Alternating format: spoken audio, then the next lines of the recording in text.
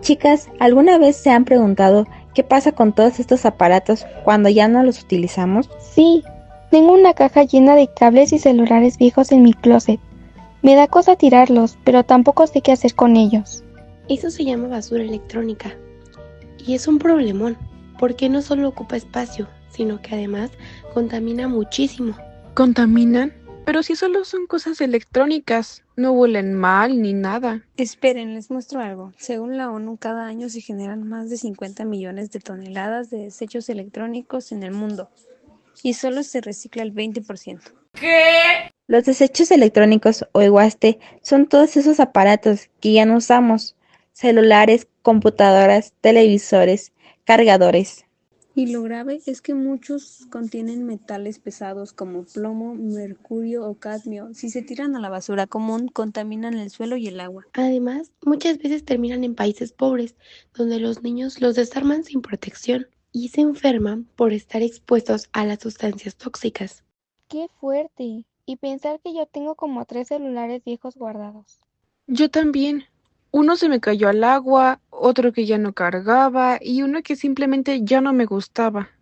Por eso es importante saber qué hacer con ellos.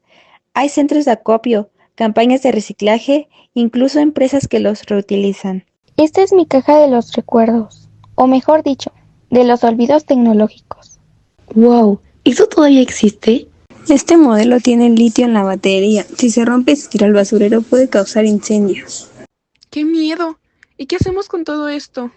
Propongo que hagamos una campaña en la escuela. Recicla tu EWASTE. Podemos recolectar aparatos y llevarlos a un centro de reciclaje. Y diseñamos carteles con arte digital. Podemos usar piezas recicladas para hacer esculturas tecnológicas. Y también dar charlas para explicar por qué es tan importante. Yo puedo hacer una infografía con datos duros. Vamos a impactar.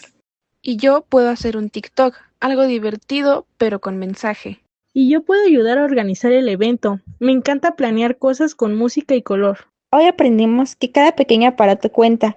Lo que tiramos sin pensar puede dañar el planeta por años. Pero también aprendimos que podemos hacer algo, informar, actuar y contagiar a otros. La tecnología no es el problema.